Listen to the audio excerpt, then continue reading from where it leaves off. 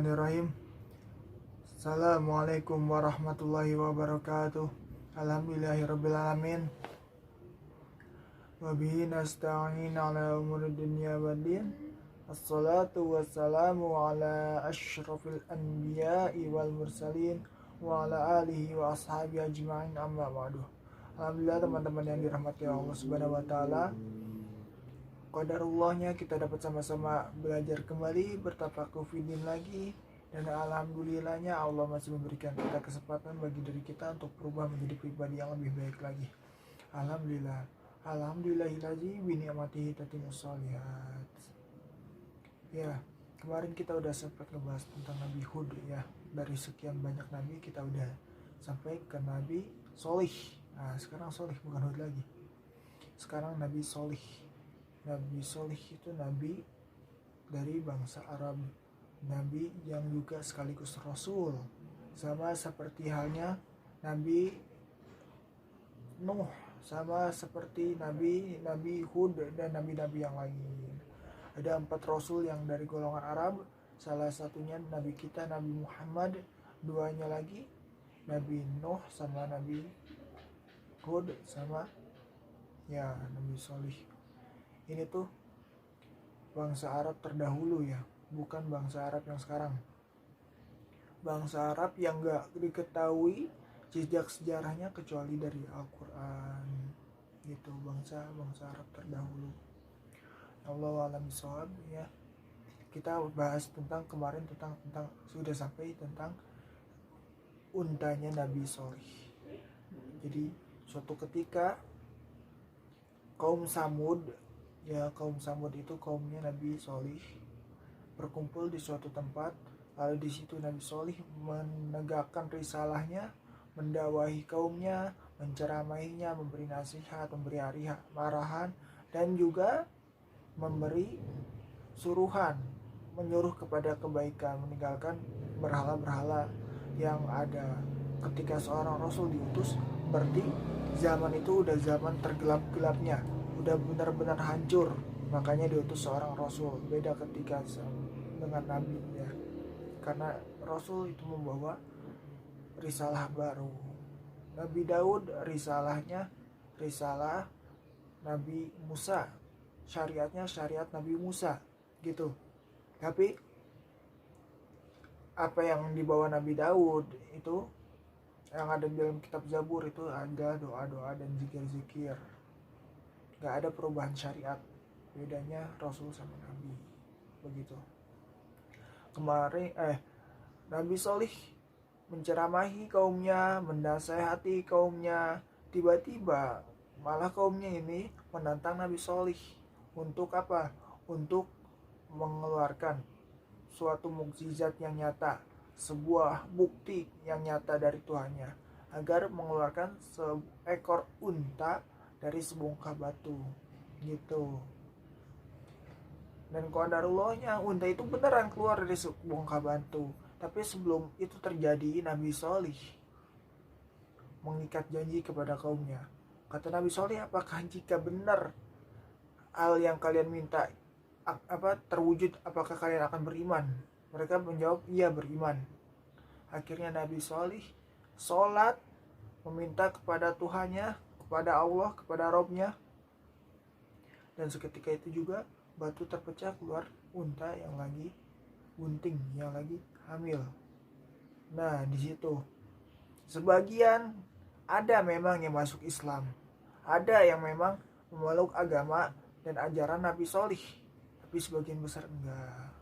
Kemarin kita ngebahas apa yang jadi permasalahan di kaumnya Nabi Solih. Yang jadi sumber permasalahannya adalah untanya. Walaupun emang jadi mukjizatnya itu benar, kelihatan gitu ya, tapi muncul permasalahan baru.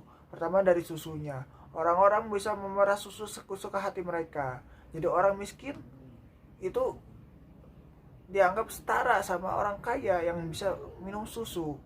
Pertama itu.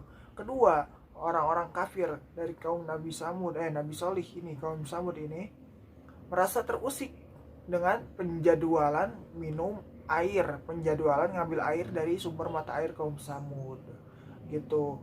Akhirnya para pemuka kaum Nabi Solih ini, kaum Samud ini, mereka berkumpul untuk membuat makar, untuk menjatuhkan Nabi Solih, untuk menyembelih untanya. Dan kenapa yang menyembelih itu cuma sebagian orang, tapi kenapa yang diazab semuanya? Karena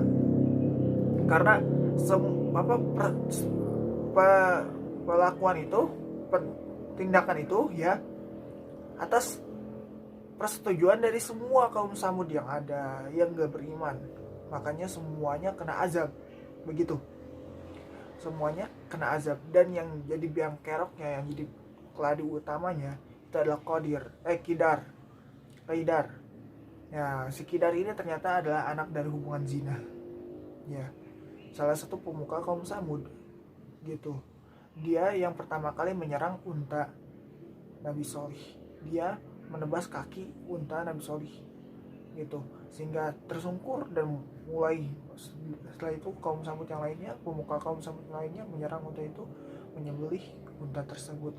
Ketika selesai disembelih, tiba-tiba anaknya keluar melahirkan unta itu. Setelah disembelih, anaknya itu lari ke atas gunung, langsung meneriakkan suara yang gak jelas gitu ya. Tapi menurut sebagian ulama, ada ulama yang berpendapat bahwa yang disebutkan dengan suara gak jelas di sini itu sebenarnya untanya memanggil Tuhannya, memanggil Allah, ya Robbi gitu ya, mana ibuku gitu, sehingga muncullah azab untuk kaum Samud gitu.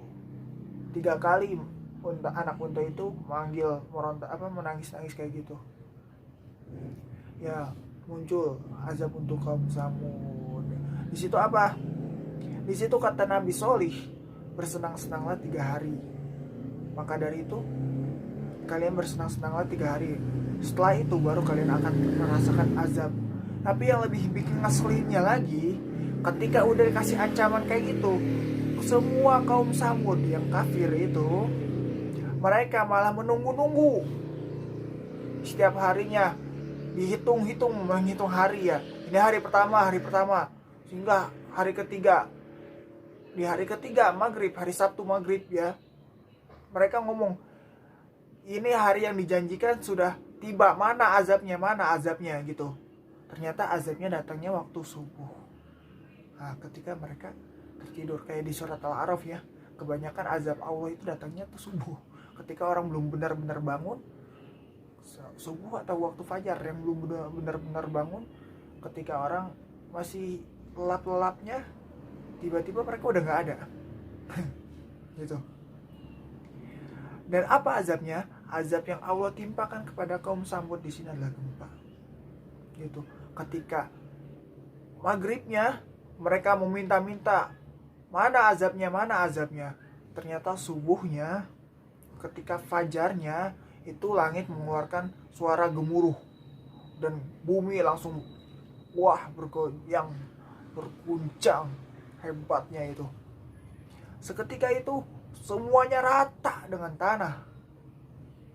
Bahkan rumah-rumahnya juga rata dengan tanah. Udah kayak gak ada kehidupan sama sekali. Nah, padahal baru kemarin nantangin gitu ya. Mana azabnya, giliran ada, habis semua. Subhanallah ya. Nauzubillahi min dzalik. Kita berlindung, jangan sampai kita seperti itu ya. Tidak tahu sendiri. Kadang Allah menangguhkan azab ke kita, menangguhkan hukuman ke kita, itu agar jatuhnya itu benar-benar sakit gitu. Itu namanya istidraj ya. Walaupun zaman kita azabnya nggak sehebat azab kaum terdahulu, tapi azab Allah ngasih kebaikan kepada kita agar ngingetin biar kita bisa berubah terus. Nunggu biar kita berubah. Kalau kita gak mau berubah juga, nanti azab di akhirat gitu.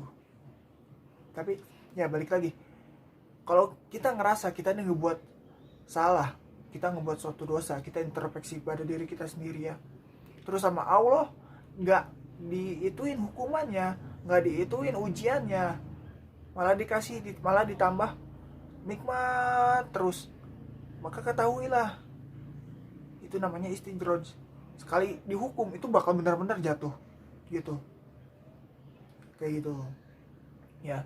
Ketika semua arahan-arahan dari Allah nggak bisa buat mengetuk hati kita, maka Allah akan benar-benar menjatuhkan kita. Itu namanya istidraj. Balik lagi kepada kaum Samud ini, hikmahnya apa? Yang kenapa mereka bisa diazab? Karena pertama, mereka menentang Nabi. Yang pertama kali sebelum dan adanya unta. Udah gitu, mereka membunuh, menyembelih untanya. Padahal itu suatu mukjizat yang nyata. Intinya itu mereka benar-benar ingkar gitu dengan sombong. Apa itu sombong? Batarul haq. Wagom tunas kan? Batarul haq. Menolak kebenaran. Sombong mereka. Dan yang ketiga, mereka mendustakan nabi mereka. Ya. Naktafi bihadza. Selanjutnya kita akan pindah ke cerita nabi yang selanjutnya. Cukupkan dulu sampai di sini. Syukran, lastu bihasanan minkum, walastu bikhairin minkum, wabillahi taufiq wal hidayah. Wassalamualaikum warahmatullahi wabarakatuh.